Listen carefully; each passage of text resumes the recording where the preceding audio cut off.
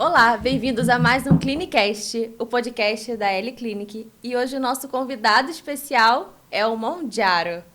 Monjaro ou Monjaro? O que a gente vai A gente tem falar? que decidir, vamos acordar que é Monjaro?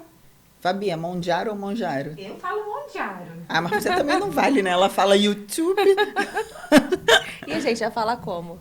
Ah, Monjaro, todo mundo Monjaro, fala né? Monjaro, Monjaro. Monjaro, perfeito. Então, Carol, pra gente começar, vamos começar do marco zero. Eu separei aqui o que é exatamente um Monjaro. Explica pro pessoal e depois a gente vai entrar numa outra conversa sobre o Monjaro.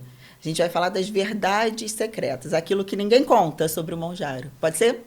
Ótimo, é um assunto muito comum. A gente ouve muito falar na rede social, qualquer rodinha de conversa na academia, em eventos, sempre falando dele. Por isso que ele hoje é o nosso convidado especial, principalmente nesse mês de dezembro, onde todo mundo fica desesperado aos 45 do segundo tempo para emagrecer. Então, vamos falar dele, mas de uma forma como você nunca ouviu. Porque todo mundo só gosta de falar da parte boa, né? A gente vai falar da parte boa, sim, mas a gente vai falar também do outro lado, que muitas pessoas não contam. Só para dar uma palhinha pro pessoal, qual você considera, assim, uma das verdades sobre o Monjaro que ninguém fala? Sua maior verdade sobre o Monjaro? Então, a maior verdade, a verdade secreta sobre o Monjaro é que ele sozinho não é um milagre.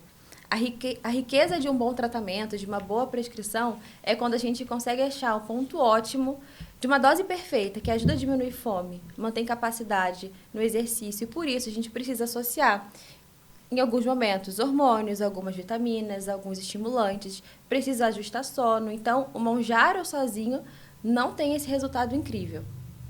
Tá. E agora eu posso te perguntar sobre os efeitos colaterais, que também as pessoas querem saber do emagrecimento, só falam do emagrecimento, mas conta pra gente um pouquinho sobre os efeitos colaterais desse tratamento. Os efeitos colaterais mais comuns são o cansaço e a fadiga. Porque além do Monjaro ter uma ação intestinal, em diminuir o trânsito intestinal, acabando aumentando a saciedade, ele tem uma ação local em gordura. Então, ele acaba causando um pouco mais de dor muscular, de fraqueza no corpo. Outro sintoma mais comum é náusea, só que não é tão intensa como o Ozempic, por exemplo. Não é tão comum causar vômito como as canetas mais antigas. Outro sintoma comum é a alternância entre diarreia e constipação. Às vezes, uma mesma pessoa ela pode iniciar um quadro de diarreia e, com alteração da dose, alternar para constipação, ou então, ao longo da semana, ter essa alternância, que também é diferenciado comparado às outras canetas, que o mais comum é a constipação. E a questão da massa muscular, massa magra, fazendo uso desse tratamento, dessa substância, não é só gordura que se perde, né? Se perde também massa magra. Essa massa magra pode ser perdida até por um erro de uma falha na leitura da massa magra estimada na bioimpedância, porque o nosso compartimento muscular não é tão bonito igual aquela peça anatômica. O nosso músculo ele parece muito mais com uma picanha. Então, dependendo do compartimento, ele tem um pouquinho de gordura ali dentro, que a gente chama de miosteatose. Então, à medida que a gente perde um volume grande de gordura no corpo inteiro, é capaz que a gente perca essa quantidade de gordura ali dentro do músculo e acaba tendo uma alteração na leitura. Além disso, a tirzepatida, o Monjaro, ele diminui muito o glicogênio muscular, que é a nossa energia dentro dos músculos, principalmente os músculos grandes. Esse glicogênio puxa muita água. Então, à medida que você perde muito glicogênio, você perde muita água, também dá essa alteração na leitura da bioimpedância. Existe alguma promessa aí secreta, também escondida, de alguma medicação aí no futuro? Eu escutei falar de alguma coisa que seria mais efetivo em relação a essa parte muscular, que não tem tanta perda muscular, é verdade isso? Existem vários medicamentos que já estão em fases intermediárias de estudo, a que está mais próxima de ser lançada a retatrutida, que está em fase final de estudo, e a promessa dela é justamente essa: perder uma quantidade maior de gordura, conseguindo poupar um pouco mais de massa magra. Mas esses resultados nem são tão expressivos assim comparado a Monjaro. Com o que a gente tem hoje de alquimia terapêutica, né, a combinação com os medicamentos, a gente já consegue alcançar resultados muito semelhantes. Eu vejo até que pode ser meio que uma saturação do mercado, né? Ele explodiu né? Tá todo mundo usando, a indústria farmacêutica tem que lançar mais alguma coisa, com alguma melhoria, mas tem que lançar um novo produto no mercado também, né? Para não ficar batido. Acho que é muito disso também, né? É sempre importante ter um novo lançamento. Em relação à retatrutida e esses medicamentos mais modernos, por, por ter essa sensação de escassez e novidade, muitas pessoas estão se aproveitando disso e comercializando um medicamento que hoje que não existe permissão de uso e nem comercialização, nem no Brasil, nem em país nenhum. Que vem do mercado paralelo, que a gente não consegue nem saber se ali dentro tem exatamente essa substância, se existe algum tipo de contaminação, se existe algum tipo de controle de qualidade, porque é um medicamento ilegal. Já achava uma loucura o pessoal fazendo contrabando mesmo de monjário dessas canetas. Imagina dessas medicações que ainda não tem nem aprovação, né? Uma loucura isso. Exatamente. Se está em fase final de estudo, é porque não foi concluído os testes de segurança e de eficácia, e principalmente testados em humanos. Então, esses medicamentos que a gente vê sendo comercializados em grupo de prédio, em redes sociais, em academia, eles têm dessa mesma origem. E muitas vezes não são fabricados nem em laboratórios. Algumas vezes são fabricados em cozinhas, em apartamentos. A gente vê, né, no Jornal Nacional esses resultados de apreensão de drogas, de hormônios. É da mesma forma que isso é produzido. É considerado tráfico ilegal de drogas, o uso e a comercialização. Então, assim, é perigoso usar uma medicação sem uma prescrição, né, de um profissional. Você me falou de vários efeitos colaterais comuns ao uso dessa medicação, mas são efeitos assim, perda de massa magra, constipação, diarreia, essas coisas assim. Tem algum efeito que você considera assim grave, que é realmente um efeito colateral? Ou não digo nem assim, é um problema do uso da medicação, não é um efeito colateral, talvez que não apareça em todo mundo, mas pode acontecer, para as pessoas ficarem ligadas mesmo da importância de ter um acompanhamento e prescrição na medicação, né? Esses efeitos colaterais, eles podem acontecer mesmo sob acompanhamento médico, mesmo sob o acompanhamento de um dentista. Vamos conversar um pouquinho mais sobre isso.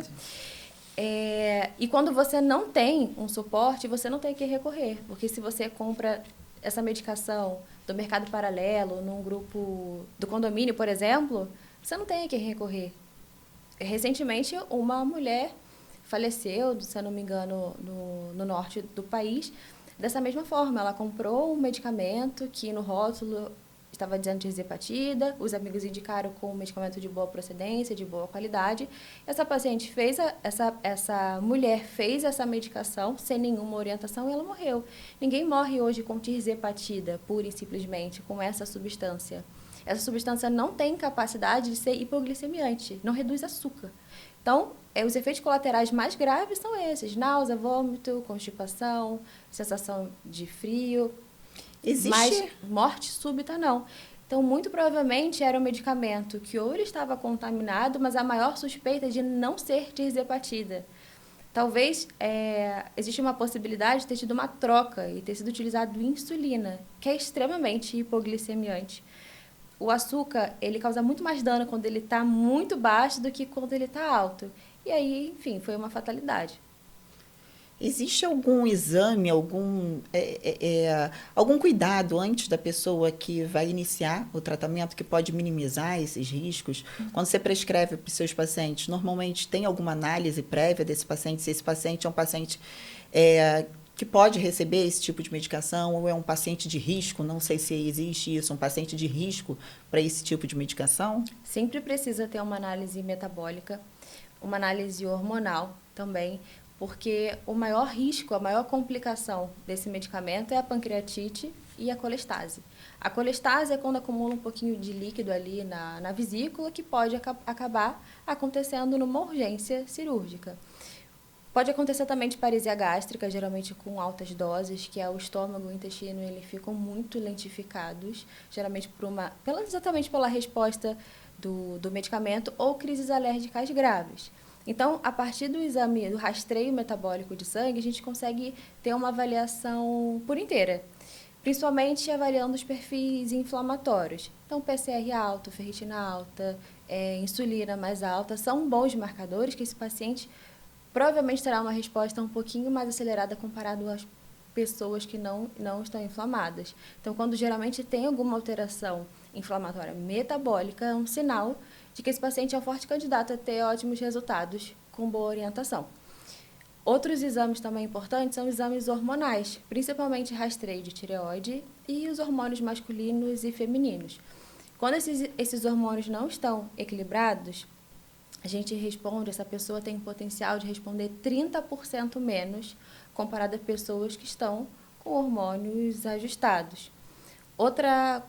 Uma das contraindicações mais importantes da Mounjaro é o câncer medular de tireoide. Eu ia perguntar isso. Existe aquele paciente, assim, esse paciente não pode usar Mounjaro. Assim, tem os exames, como você falou, que vai rastrear se é um candidato ou não, se vai ter resultados ou não, mas tem aquele assim, não, esse paciente é contraindicado, esquece Mounjaro, vai ter que fazer mais atividade física, mais gasto calórico, mais isso tudo, porque com o Mounjaro não vai conseguir, porque ele não tem indicação. Tem sim. As contraindicações são poucas, mas quando não pode de jeito nenhum. Então, são casos de câncer medular de tireoide, que geralmente tem um histórico familiar. Então, mãe, tia e irmã já apresentaram esse tipo de doença, então a gente precisa fazer uma investigação adicional. Quando existe alguma doença aguda, uma doença de fase aguda, como uma doença hepática de fase aguda, uma doença intestinal de fase aguda, e não pode fazer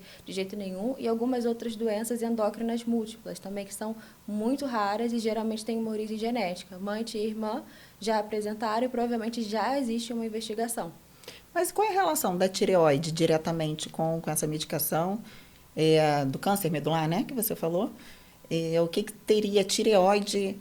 Qual a relação direta com essa medicação? Então, não tem relação direta com a função da tireoide. Então, quem tem hipotireoidismo, hipertireoidismo, qualquer outra doença relacionada à tireoide, inclusive outros tipos de câncer de tireoide, não existe essa contraindicação. Mas é somente nesse tipo específico histológico, que é o câncer medular de tireoide. E você falou essa relação, né, da perda de massa magra, que pode acontecer principalmente por erros de leitura. E no caso da sarcopenia, as pessoas já têm uma diminuição da massa magra. Seria uma contraindicação, então, para o uso desse tipo de caneta? De forma alguma. Inclusive, a gente vê melhora da qualidade muscular. É muito comum existir o obeso sarcopênico. Então, ele tem altíssimo percentual de gordura, mais baixa massa magra. Essa é uma preocupação adicional. Dificilmente o tratamento dele vai ser só com a Mounjaro. Provavelmente podem ser utilizados hormônios, alguns outros suplementos que ajudam a poupar a massa magra. E ele vai ter até mais condições de fazer atividade física, né? Perdendo peso, de repente, ele pode melhorar esse ganho da massa magra também, né? Com certeza, desinflamando o corpo, melhorando a função, ele acaba aumentando a capacidade física dele. Agora, relacionada à sua área, o que você percebe no rosto dos pacientes que usam a Mounjaro, principalmente sem acompanhamento médico?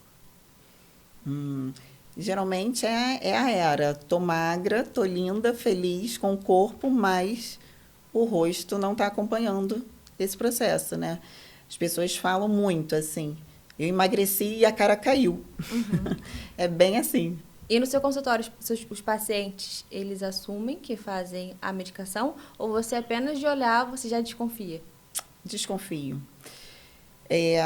Desconfio porque é um emagrecimento, normalmente é um emagrecimento rápido. Às vezes o paciente já vem em acompanhamento comigo, né? E relata assim, tem acontecido isso muito. O paciente já é meu paciente dentário ou mesmo da parte facial, e relata que está sentindo um pouco mais envelhecido agora.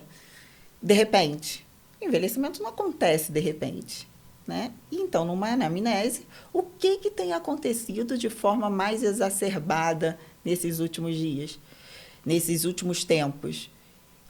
Emagreceu, teve perda de peso, e geralmente é acompanhado por essa perda de peso acelerada, assim, não tem jeito. E é um rosto bem característico, né? Perda de compartimentos de gordura de face, que leva mesmo a essa sensação de derretimento da face. Eu acho que essa é a principal queixa, que eu diria, na minha área, dos pacientes que usaram o Mounjaro. O problema nem está exatamente na perda de peso rápida, porque isso é o que a gente quer no consultório médico. A gente quer uma perda de peso rápida, mas programada e intencional. Então, no consultório, eu sempre traço o plano de tratamento dos pacientes, tendo ali uma métrica de perda de peso. Mulher, geralmente, em torno de meio quilo até 2 quilos na semana. Num programa de 8 semanas, de 12 semanas, a gente vai ter uma perda de peso rápida.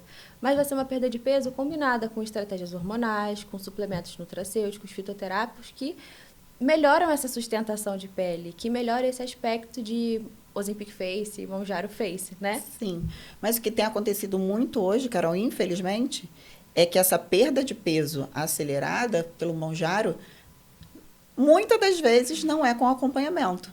Então, tem realmente esses efeitos colaterais em face. E principalmente com paciente que adora fazer cardio, corrida, Sim. né? Que pensa que o emagrecimento vai ser mais rápido se fizer muito exercício cardiovascular. Geralmente é corrida, spinning, né?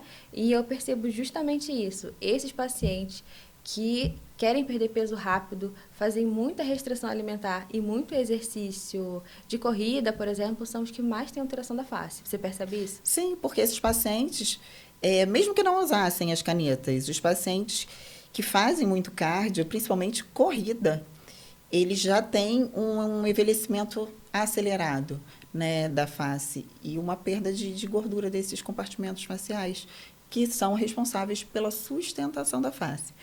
Mas agora, Carol, já que é verdade secreta, eu me lembrei de uma verdade secreta, você me falou do rosto, e o rosto é uma coisa que a gente vê muito, até na internet hoje em dia, né, tem muita postagem sobre isso, sobre essa questão do derretimento facial e emagrecimento.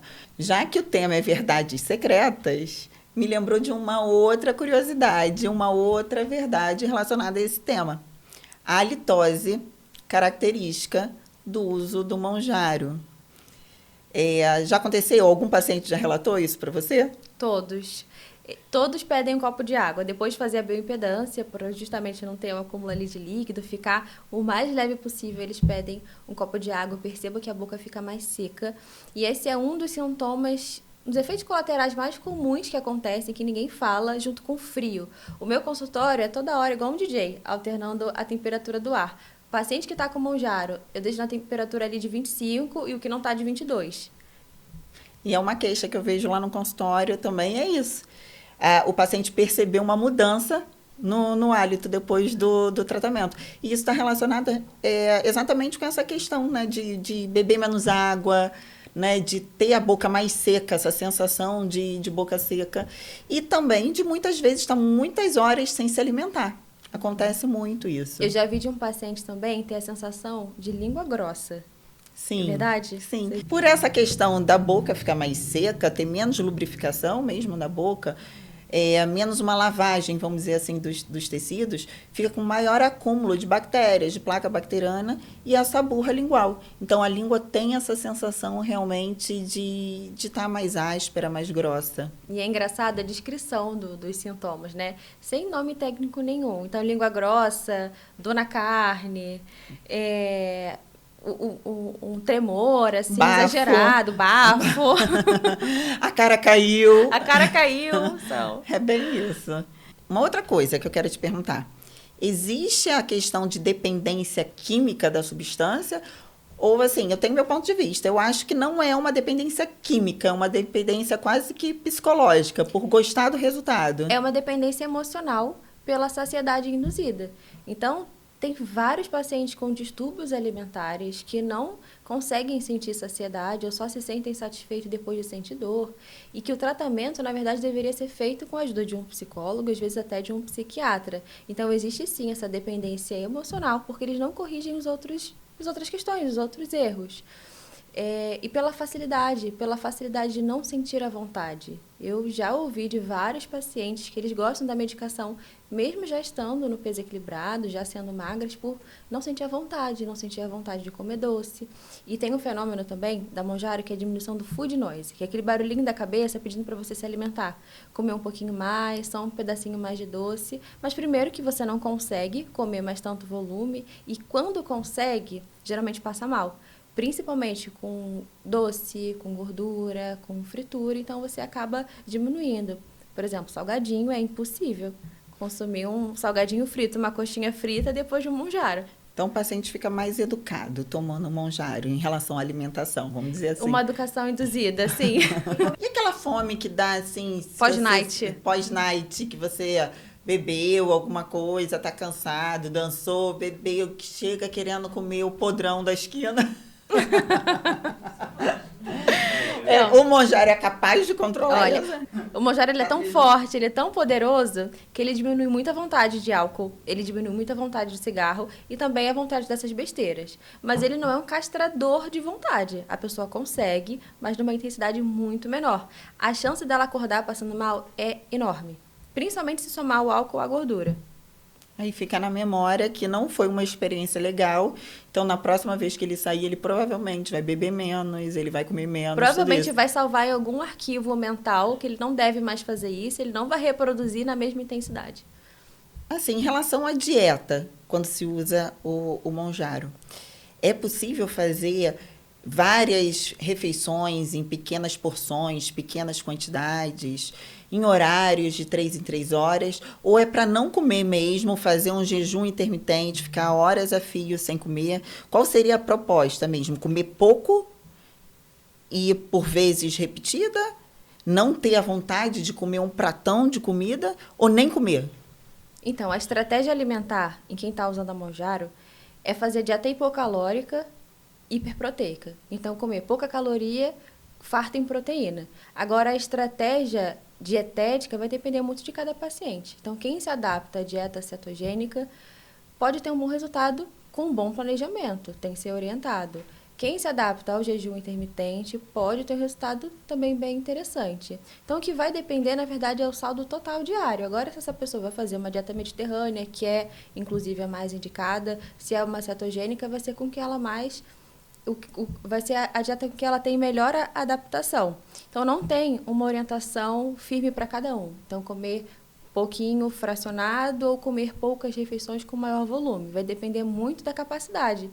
Então, estratégias interessantes é a gente colocar refeições mais líquidas, como, por exemplo, whey protein, iogurte, que essa pessoa consegue bater a meta de proteína dela. Porque quando ela está com uma medicação bem ajustada, uma suplementação alinhada, é muito difícil que ela consiga comer várias refeições ao longo do dia.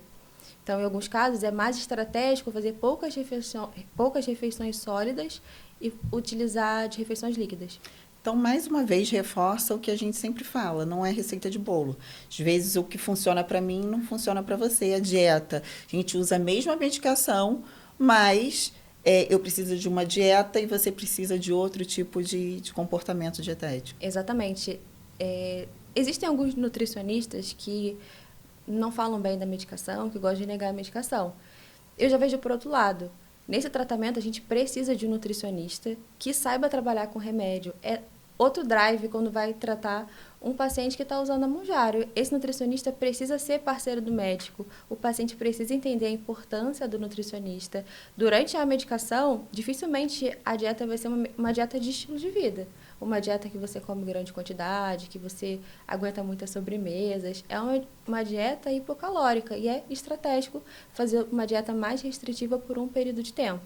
Então, nesse momento, o nutricionista tem que ser nosso amigo para fazer com que a gente tenha uma dieta hipocalórica, nutritiva, hiperproteica e fazer esse caminho da retirada do remédio, sem que esse paciente tenha um rebote. Esse rebote não existe por conta do remédio.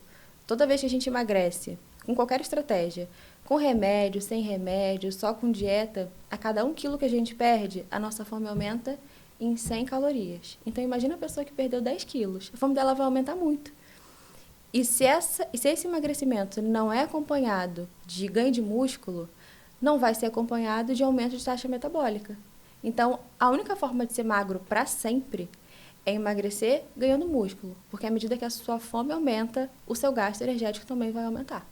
Você tocou em 2 pontos importantes que eram minhas próximas perguntas. Uma é, em relação a esse desmame, é necessário fazer um desmame? Tem um tempo ideal para usar a medicação? Não posso passar de tantos meses, anos, não sei, com a medicação, porque eu vejo na internet até vários memes que, assim, depois que eu descobri o Monjaro, eu não largo mais. Eu quero o Monjaro para a vida inteira. É possível usar o Monjaro para a vida inteira? Essa medicação tem um perfil de segurança metabólico muito bom, que a gente pode usar a longo prazo, porque é um medicamento para tratamento de doença crônica. Doença crônica não tem cura, tem controle. Então, assim como a gente para o remédio para pressão e a pressão sobe, quando a gente para o remédio que controla a obesidade, essa obesidade pode ter recidiva. Então, a gente tem esse perfil de segurança com o remédio. Não existe dependência química, existe uma dependência emocional. Então, se a gente quiser suspender o medicamento, o paciente ele não entra em crise, ele não precisa ser internado, ele não tem nenhum tipo de problema nos curtos-circuitos neurais. O que vai aumentar, o que vai acontecer é a fome dele retornar ao que era antes. E dependendo de quanto peso ele perdeu e de quanto de massa magra ele perdeu, pode ser que essa fome, sim, ela volte maior.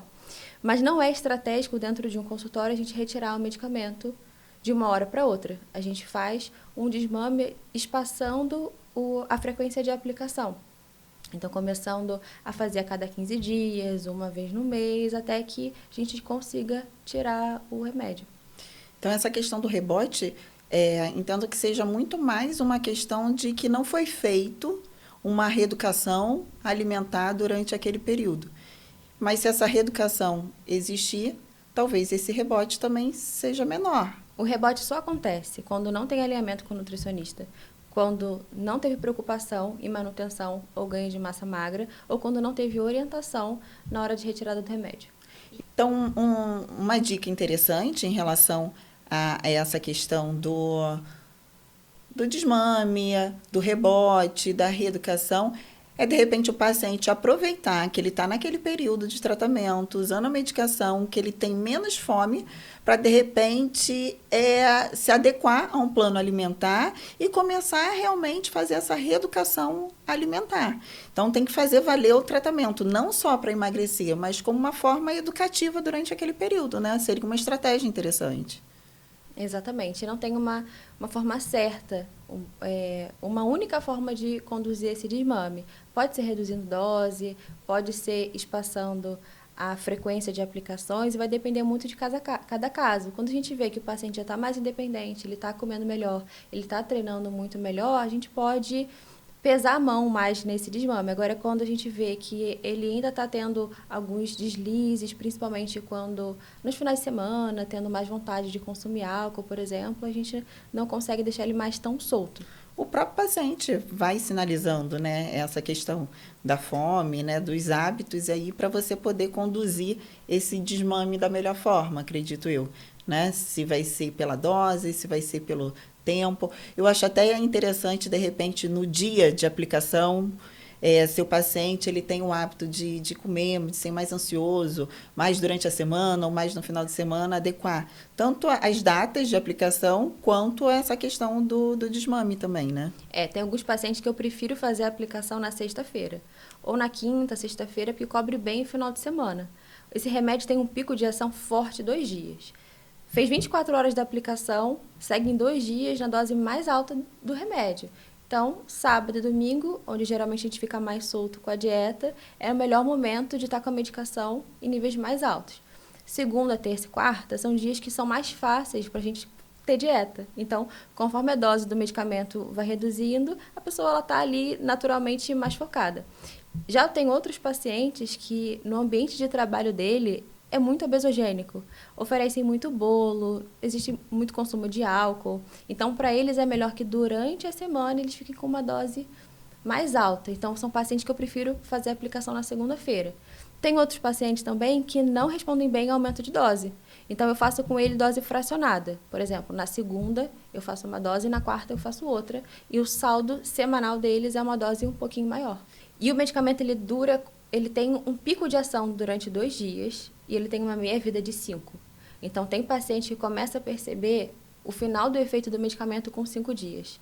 Então, em alguns casos, a gente não faz a aplicação semanal, a gente faz a aplicação a cada 5 dias. E ele dura no sangue em torno de 3 semanas. Então, tem pessoas que são muito boas respondedoras, que elas sentem o efeito da medicação por mais de 2 semanas. Então, depende muito de cada metabolismo para a gente poder fazer uma prescrição muito individualizada e que tenha um resultado fantástico. E tem uma dose máxima de uso da substância? Até hoje, até esse momento que a gente está conversando, a dose máxima são 15 miligramas. Mas assim como o Ozempic iniciou com a dose máxima de 1 miligrama, hoje ele tem estudo com 2,4. Então, pode ser que exista alguma mudança. E quando você fala em miligramas, a gente sabe que assim, a gente está falando Monjaro, mas a substância é tirzepatida. Existe a caneta, mas existem também a substância manipulada, né? Então, muita gente faz em clínica, em consultório, que seria essa quantidade de gramas, miligramas, correlacionada a unidades de seringa. Então, o Monjaro é o nome comercial da tirzepatida fabricada pela Lilly. No Brasil, a comercialização dele é feita através de canetas de aplicações únicas. Então, você compra uma caixa, que nessa caixa vem 4 canetas, e cada caneta é uma aplicação única. Você aplica e descarta, aplica e descarta. Existem outras doses que ainda não chegaram no Brasil de forma plena, são pouquíssimas, que é a dose de 7,5 e de 10 miligramas. Então, tem alguns pacientes que precisam aplicar mais de uma caneta para uma mesma dose, o que gera uma confusão. Em outros países da Europa, vem num frasco ampola. Então, a dose inteira da medicação vem num frasco único, que é igual o que a gente tem no Brasil, feito pela farmácia de manipulação. Só que as farmácias de manipulação não são todas iguais. Não digo nem pelo controle de qualidade, digo até pelo controle de concentração.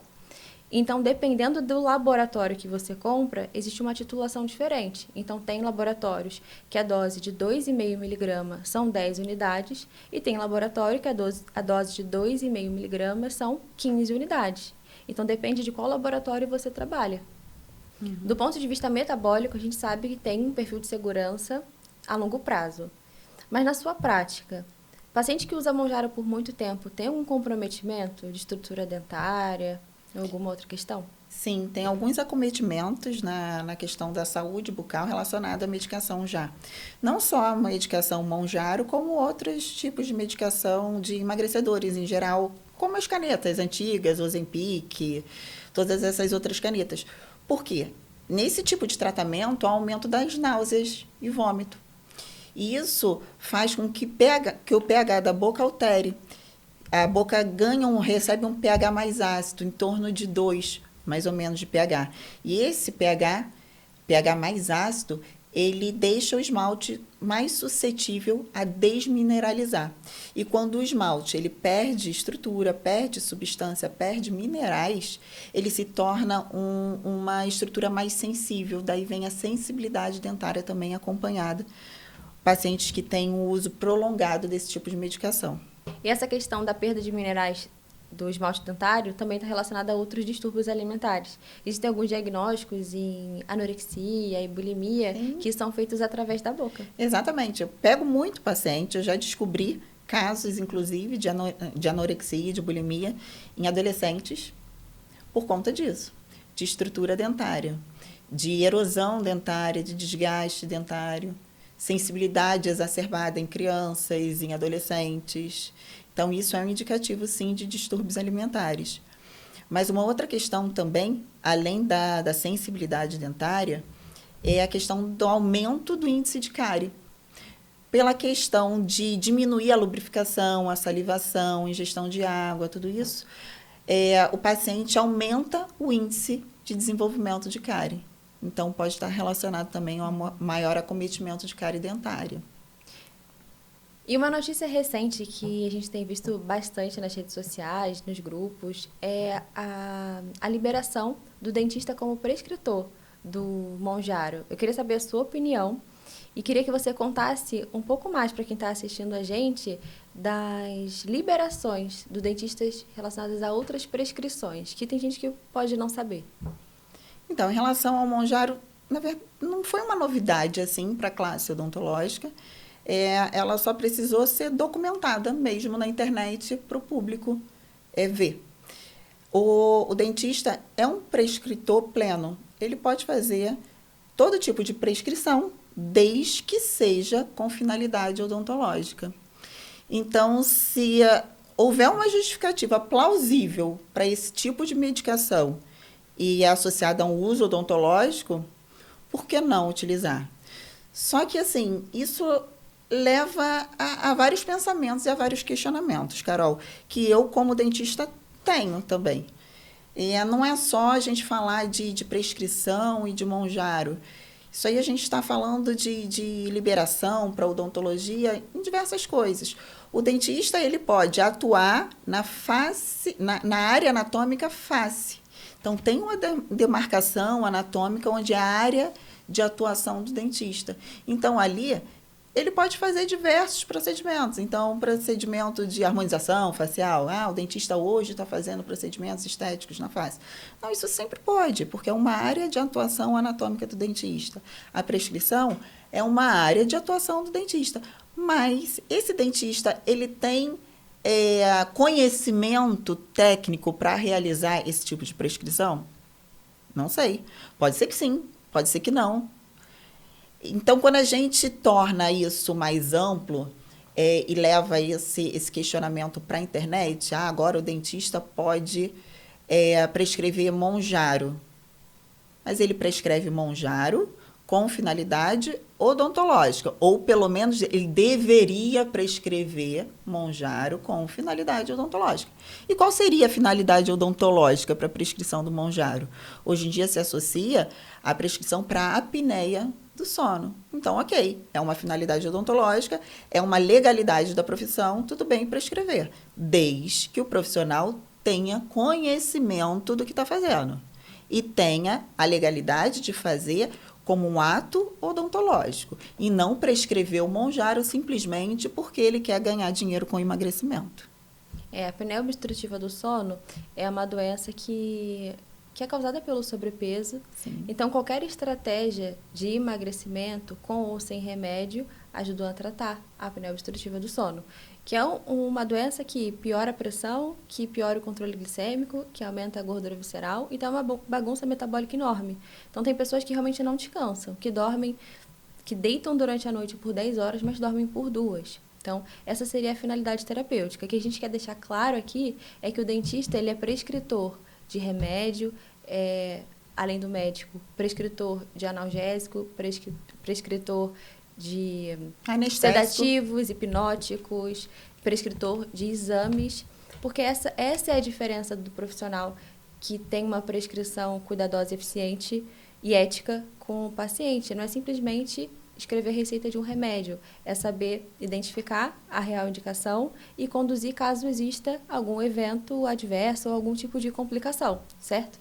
Certo, e assim, eu acho que o mais importante da gente falar desse questionamento do pode, quem pode, não pode, é que determinada profissão pode, a outra não pode. Existe a legalidade de um conselho, né, protegendo o profissional para fazer essa prescrição. Então, o seu conselho libera a prescrição, o meu conselho libera essa prescrição, mas o mais importante é falar que tem pacientes e colegas fazendo prescrição. E eles não têm nem... Já é difícil para a gente, né? Difícil para o dentista, muito. Para o médico, um pouco menos, talvez. Mas, principalmente, para esses pacientes que fazem uso sem nenhum critério, sem nenhum respaldo científico e conhecimento, né? É uma grande loucura. Se a gente, com apoio de exame, com apoio de remédio, com apoio de tudo que a medicina tem de mais moderno, tem complicações e complicações que, por vezes, são sérias e outras vezes que são contornáveis, mas precisa ter esse conhecimento para conseguir contornar, imagina sozinho ou com outros profissionais que não têm conselhos que dão essa base, que dão essa orientação, que permitem ter essa proteção. Exatamente. E, assim, é difícil para todo mundo, imagina para quem não tem conhecimento. Uma dúvida que eu vou tirar agora, que eu acho que muita gente tem, mas pouca gente tem coragem de perguntar. O Monjaro é só para obeso? Ou se eu nem tô tão acima do peso assim, né, falando clinicamente, eu não tô acima do peso assim. Mas no espelho eu queria emagrecer um pouquinho mais. E eu vou fazer uma viagem, tá chegando o verão. Eu posso utilizar essa medicação? Eu posso procurar um consultório com acompanhamento, tudo direitinho. É possível ou é só indicado para um obeso? Então, a maior verdade secreta do Monjaro é que ele não é só um medicamento para tratar a obesidade. Ele diminui a chance de infartar, a chance de ter AVC, ele ajuda a tratar a celulite, ajuda muito em casos de lipedema, ele diminui a gordura visceral. Toda essa questão metabólica já foi conversada. Mas que do ponto de vista cardiovascular, por ter essa segurança, protege rim, protege coração, protege fígado, a gente pode usar inclusive em pessoas magras. Não tem essa orientação em bula, então a gente chama como off-label, como vários dos outros tratamentos que a gente faz, sabendo que existe sim essa procura dos pacientes que a gente consegue entregar o resultado. Já tem estudos em andamento, estudos bem promissores, mostrando subdose da tirzepatida, então são doses menores que a dose de 2,5, que é a dose de entrada sendo comercializada em pessoas magras ou em pacientes em estado inflamatório. Porque essa medicação, mesmo em dose baixa, diminui a inflamação, diminui o acúmulo de gordura no fígado, melhora o aspecto da celulite, principalmente do aspecto mais fibrótico da celulite. Então, mesmo em pacientes que não têm diagnóstico de obesidade ou sobrepeso, podem ter benefício com esse medicamento.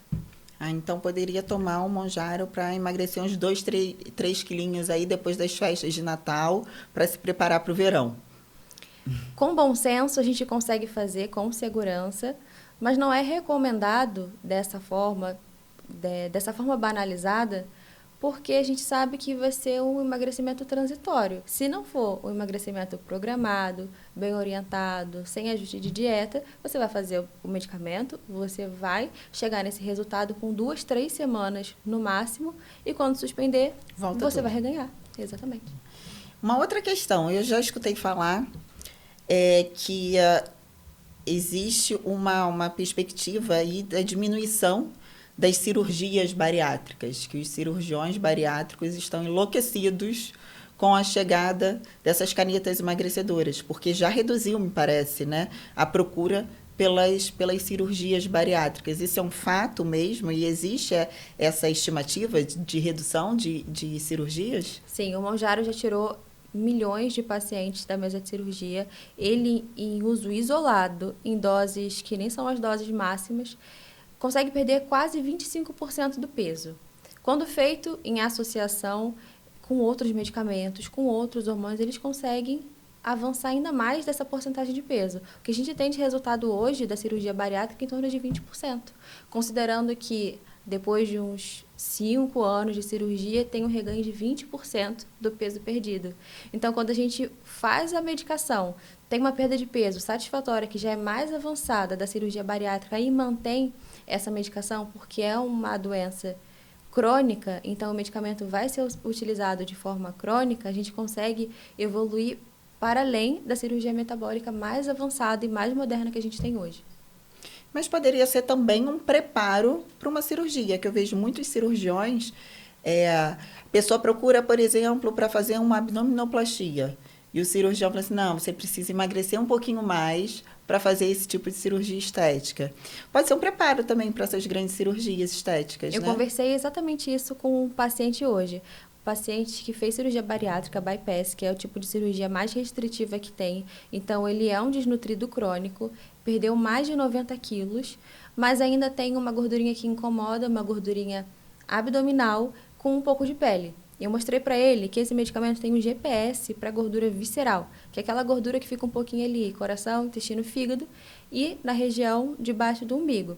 Então, essa medicação terminaria de perder essa gordura mais localizada e mais difícil, que ele não conseguiu perder com a cirurgia, e o plano dele é fazer a cirurgia reparadora. Então, fazer uma pequena abdominoplastia para puxar a pele. Só que se a gente diminui a gordura do abdômen, a gente diminui a sustentação. Então, a gente deixa essa pele mais solta para conseguir puxar e fazer uma cirurgia mais limpa, uma cirurgia mais bonita. Então, teria essa indicação também, né? Um pré-cirúrgico, né? Para cirurgias estéticas. E no seu universo, Luana, você indicaria o uso da Monjaro para algum tipo de procedimento específico, para valorizar o procedimento, ou até para ser uma preparação para ter um resultado melhor? Sim. Existem procedimentos faciais que se tornam difíceis em rosto em face muito pesada. Por exemplo, fios de sustentação, os fios de PDO. Quando a gente tem uma face muito pesada, esse fio vai ter um poder de sustentação reduzido, porque ele tem mais peso para sustentar, e ele tem uma durabilidade também menor. Então, existem casos que a gente indica que o paciente perca peso primeiro, para depois fazer esse procedimento estético. Então, o Mounjaro seria uma excelente pedida para esse paciente, para ele conseguir um emagrecimento um pouco mais acelerado, mais rápido, e conseguir fazer o procedimento que, na verdade, foi o procedimento pelo qual ele me procurou. Antes a gente fazia muito esvaziamentos locais, mas isso é um processo um pouco mais lento, nem para todo mundo surte resultado. Então, o paciente, quando emagrece pelo todo, ele vai emagrecer a face, se torna mais difícil esse procedimento de sustentação facial com fios. A outra situação que seria muito bem indicada, essa medicação, pacientes que me procuram para lipo cirúrgica ou lipo injetável, principalmente de papada. Existe um limite ali que a gente consegue entregar bons resultados com procedimento local, com ultraformer, com objetivo de compactação de gordura, com injetáveis, com objetivo de derretimento e eliminação dessa gordura. A cirurgia de lipomecânica mesmo, de papada, com esse objetivo. Só que existem também expectativas irreais. O paciente que está acima muito do peso, é um paciente obeso, não só em face, a parte corpórea também está comprometida com essa obesidade. Então, ele precisa, é bem-vindo que ele emagreça, que ele perca peso, para depois fazer um procedimento estético local. Uma outra coisa que a gente tem que considerar, Carol, é que quando a gente fala de emagrecimento, de diminuição do IMC, a gente está falando muito mais de desinflamar o corpo, né, de uma inflamação crônica que existe no corpo, do que do emagrecimento, propriamente dito. E essa desinflamação do corpo, ela é muito benéfica quando a gente pensa num pré-cirúrgico, num pré-procedimento. E eu não digo só em procedimentos estéticos, não. Se eu falo de uma questão de tratamento oral mesmo, de doença periodontal, eu poderia até relacionar um benefício do uso do Mounjaro, do uso dessa medicação para desinflamar o corpo, eu ter menos liberação de citocinas inflamatórias nesse corpo e, consequentemente, uma melhor resposta a um tratamento periodontal.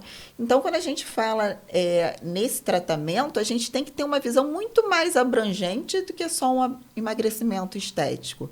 A gente tem que pensar nele como tratamento e não como um procedimento, simplesmente.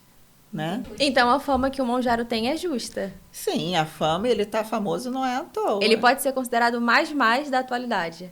Muito, para mim e para você. Dentro do meu consultório, só se fala nisso. Claro que existem casos que a gente deve contraindicar o medicamento, mas é um medicamento com uso relativamente fácil, justamente por isso, porque ele tem vários pontos de aplicação.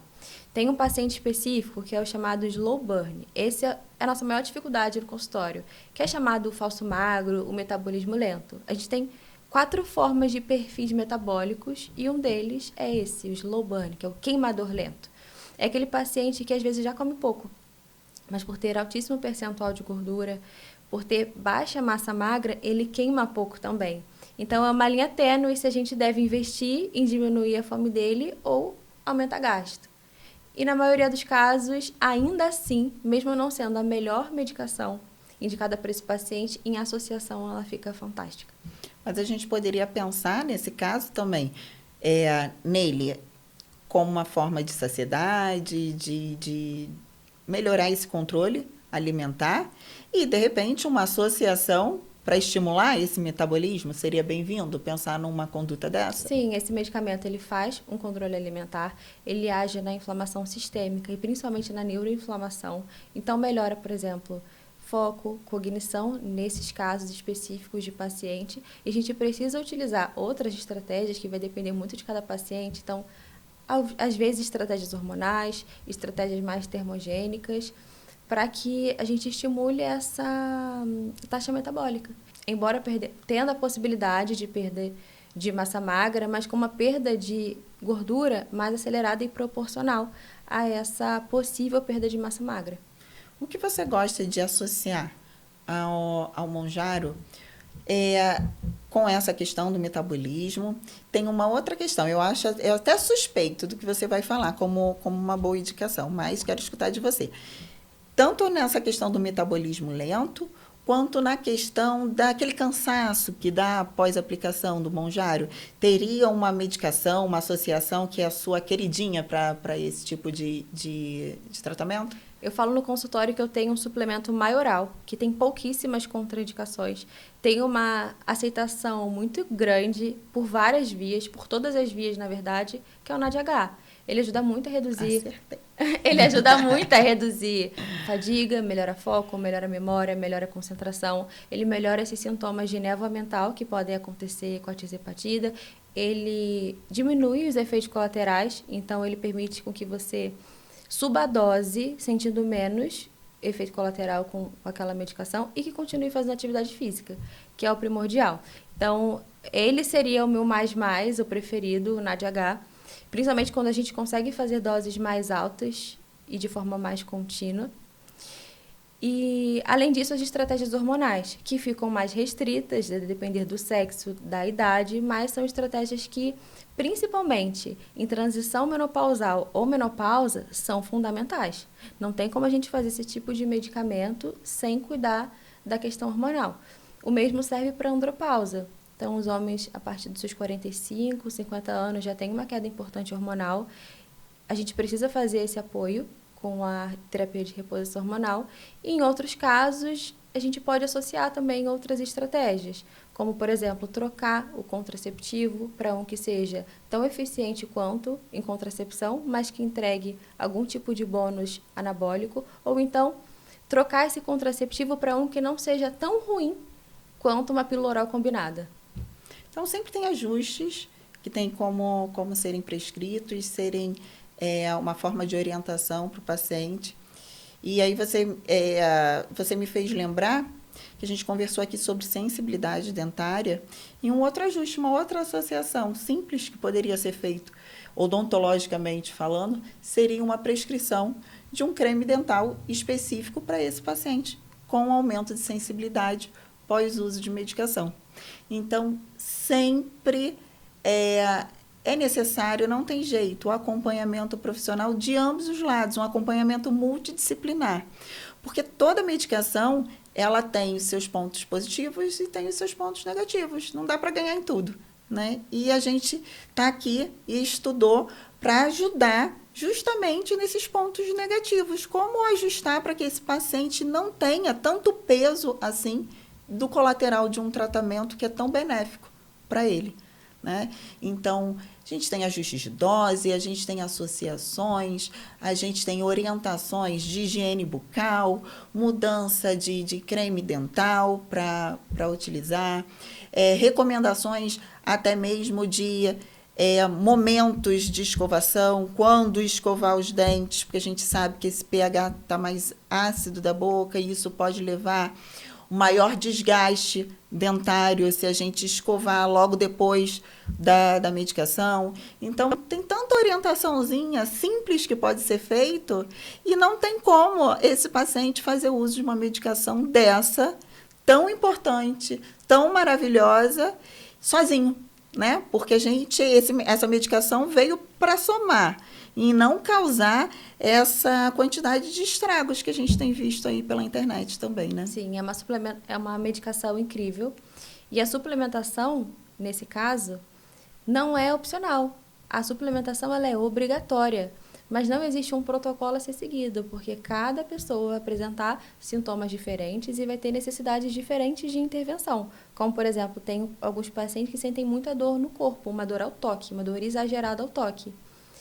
E tem pacientes que sentem muita dor na gengiva, uma sensibilidade maior. Então, não tem como a gente colocar esse paciente dentro de um protocolo, simplesmente fazer a prescrição somente com Monjaro ou um ou outro suplemento e não acompanhar e não mudar essa prescrição, porque ao longo do tratamento, esses sintomas também vão mudando, esses sintomas vão piorando ou eles vão se resolvendo espontaneamente.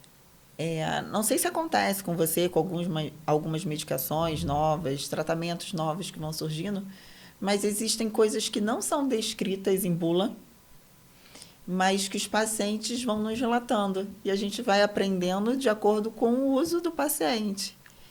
E a gente vai desenvolvendo um mecanismo para tratar alguns efeitos colaterais de alguns tratamentos. Eu percebo isso muito no Mounjaro. À medida que vai passando, que cada vez mais pessoas vão utilizando a medicação, vão surgindo queixas e relatos novos.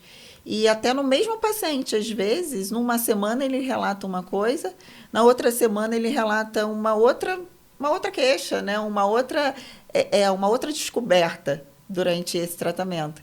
E a gente tem que estar o tempo inteiro driblando, né? Estudando esse paciente, mesmo como um paciente completo, sistêmico, para ir tratando todos esses colaterais e ele ter o melhor resultado durante o tratamento. Acontece isso com você? Isso acontece. O mesmo paciente, mesmo sem mudança na dose, sem mudança de nenhuma outra medicação, ele começa a ter efeitos adversos diferentes.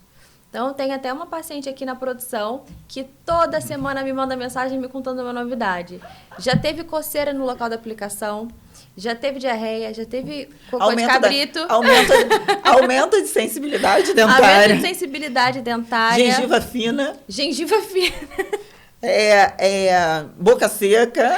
Dor no corpo, fraqueza, sensação de dengue. Moleza. Moleza no corpo. Já falou que o implante dela não tinha perdido o efeito, que ele tinha acabado. Sabe, você falou, eu lembrei de uma coisa, essa questão do implante, que perdeu o efeito. Os pacientes que fazem o uso da toxina botulínica, do Botox, que falam que o Botox não pegou tão bem assim por conta do Mounjaro. Existem alguns estudos que demonstram até alguma relação dessas substâncias emagrecedoras e a estrutura muscular e a atividade muscular, mas o fato é que a pele vai ficar mais fina, o paciente, por muitas vezes, vai ficar mais flácido, por ele diminuir a quantidade de gordura, a pele fica mais aderida à musculatura, e a musculatura é onde está ativa, fazendo todas as expressões faciais, então a gente percebe mais os vincos e as linhas finas da face. Então, por dois motivos, um, pela pele estar mais aderida a estrutura muscular, e a outra pela questão da pele estar mais fina e, de repente, ter uma flacidez maior pela perda de gordura. E aí os pacientes falam que é a culpa do Botox que não fez efeito, mas não. A estrutura facial dele foi mudando ao longo do tratamento. Então, ele pode não ter realmente os mesmos resultados com o tratamento do Botox que ele tinha antes do emagrecimento, mas não por conta do Mounjaro. Qualquer emagrecimento isso poderia acontecer.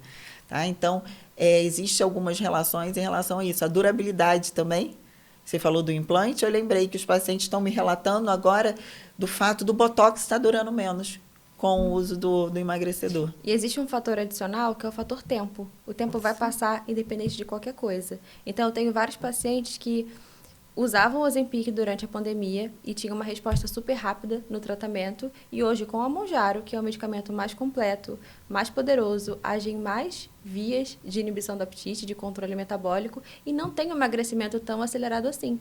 Mas desde a pandemia, se passaram 6 anos. Essa mulher hoje, às vezes, ela está na transição menopausal ou na menopausa. O corpo dela vai responder de uma forma totalmente diferente, mesmo com medicamento superior. Então, o fator tempo ele vai existir para tudo. Vai existir no nosso metabolismo, ele vai existir na pele e vai acabar se tornando mais difícil ter os resultados como a gente tinha antes. Por isso é tão importante a questão do acompanhamento e ajustes de dose.